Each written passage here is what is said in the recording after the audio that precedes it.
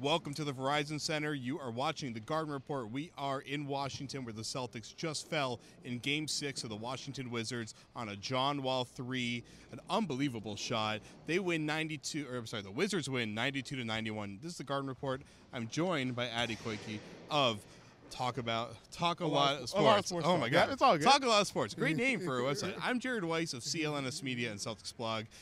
We have the Garden Report here, brought to you by ZipRecruiter, the best way to hire people in the 21st century. So ZipRecruiter. Get started on ZipRecruiter for free by going to ZipRecruiter.com/sportsfan. That's ZipRecruiter.com/ one word here, sportsfan. Now, there were a whole lot of sports fans chanting that the curse was over after the Wizards won this game. I guess it was like the biggest win at home that they've had in like 30 years. It was unbelievable. Yeah, remember a few years ago, maybe about a decade ago, when the Wizards won their series with Gilbert Arenas, and they thought that they won the NBA championship. It was almost that type of atmosphere. It was just the first round then, but this game was just amazing. We know there was the game 2 that was wonderful, that went to overtime, but because the next 3 games were such blowouts, it felt as if that game was about like 2 months ago. We were waiting for a game like this. We thought the series would be more like this game after game, and both teams played very well down the stretch, and it was just whoever had the ball last won. And I know Wall hit the 3 and Thomas was so close to hitting that shot, but this was just a wonderful game, and it almost seemed destined that this series was going to go 7. All right, well, let's jump to the end of the game there. We had a really remarkable turn of events here where the Celtics looked like they were going to seize control of this game at the very end, eliminate the Washington Wizards, and then they blitz Isaiah Thomas out of a timeout. He throws a ball into pretty much no man's land, turns it over, and then the Wizards pounce on that. They get a Bradley Beal 3 in transition. They had the momentum from there. But what did you see out of the Wizards over the last minute and a half? A lot of resilience, something they didn't really have to show for a lot of this season here at home, because they've been so dominant and won a lot of games by double digits here in this arena. But a resilience that I had not seen from the Wizards almost all season long. And the Celtics were in control. Up 5 with the ball, 134 left. Even if they don't get a score in that possession, you waste the shot clock, and it'll be really tough for the Washington Wizards to really come back. But that turnover by Isaiah Thomas and Bradley Beal hitting the 3, that three-pointer, Beal's first and only three-pointer of the game, really gave the Wizards a lot of confidence. And it was their defense more than anything that really got them back into this game. They needed it, and those 2 defensive stops, the steal and then the stop that led to the free throws for John Wall, was very, very important for the Washington Wizards. But they showed resilience, more resilience than I have seen them all season long. And hats off to the Washington Wizards for not quitting down by 5, and Boston with the ball. Could have been real demoralizing, but they came through. What was great was in a game that was both slow in pace, low in scoring.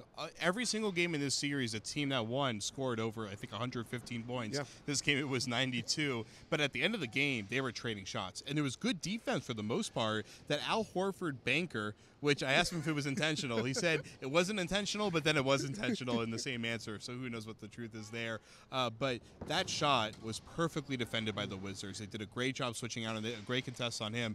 At that point, they've got to be demoralized. The fact that they were able to, for Wall to just, it was a broken play. It was supposed to be Wall goes to the corner, Bradley Beal curls around to get the shot at the top.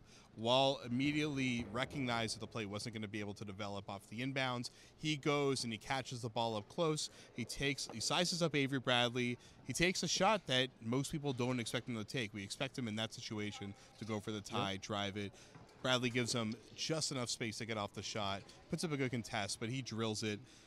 And I couldn't believe that Wall had the composure to drill that shot at the end, because he's been so incredible in end-of-game situations, but he usually is using his physicality to try to blow by guys, the athleticism to blow by guys. The fact that he was able to lock in on probably the best on-ball defender in the league, if you ask his teammates at least. So lock in on him, look him in the eyes, and pull up that shot. That was a real defining moment in John Wall's career. It was. It really was and is a defining moment in John Wall's career. And if you're the Boston Celtics, that shot, even though it beats you and it forces a Game 7, compared to all of the other offensive sets that they could have run and what could have happened on that play with John Wall penetrating, drawing a foul or scoring or setting up Bradley Beal or another corner or another person in the corner for a three-point shot. You almost have to live with a near 30-foot shot with your best defender on him. I was impressed with Boston's late-game execution on offense as well. Yeah, Al Horford's jumper was meant to be, not really meant to be, wink, wink. But that pick-and-pop play was well defended, but it was better offense. The possession before that, Avery Bradley right off the inbounds hits the jumper as well. You can't really complain with Boston, at least for those two possessions when Isaiah Thomas turned the ball over and there was a defensive stop after that. Their last two possessions were really, really good. Washington played good defense. Boston hit the shot. And then there was the final play. The last thing we'll cover here.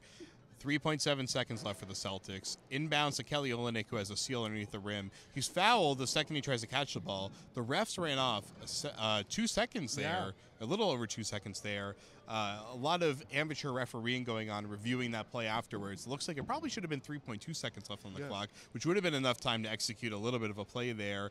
Do you think that this will kind of go down as maybe a little bit tainted, the fact that the Celtics lost that second and a half and Isaiah Thomas ended up taking a really hard fading shot over Markieff Morris? It is so interesting because of all of the back and forth after that. That's almost a footnote, even though it really shouldn't be just a footnote as well. That foul was almost immediate after that inbounds went to Kelly Olynyk, pretty much underneath the basket. That was another well-drawn-up play. They got the foul, and it just so happened that Washington had a foul to give in that situation. But I was surprised that it wasn't reviewed. They went right to the side out and just went on with the play. We reviewed it here. You reviewed it here, and there should have been more time. I couldn't get out like my tweet saying, "Whoa, 1.7 seconds." I didn't even really notice it until after all the press conferences were over. I wish I noticed that earlier so I could have asked about it. But it did. Well, I don't want to necessarily say tainted. That was a mistake. Which could the Celtics have done a little bit more? Ostensibly, yes, with 2 or 3 seconds compared to, I think, 1.7 or however much was left on the clock before Thomas's shot. But given that, Thomas already scored 10 points in that quarter, and even though it was a contested shot, you're almost thinking he's already scored 10 points in this quarter. This has been his series along with John Wall, so you just don't know. And we just held our breaths for that last second when it hit off the glass and hit off the rim. But yes, does it taint it? It is a black mark, but because of all of the heroics by both teams afterwards, it is somewhat of a footnote. All right, well, don't hold your breath because we'll be right back with part 2 of the Garden Report here on CLNS Media Network and Celtics Blog.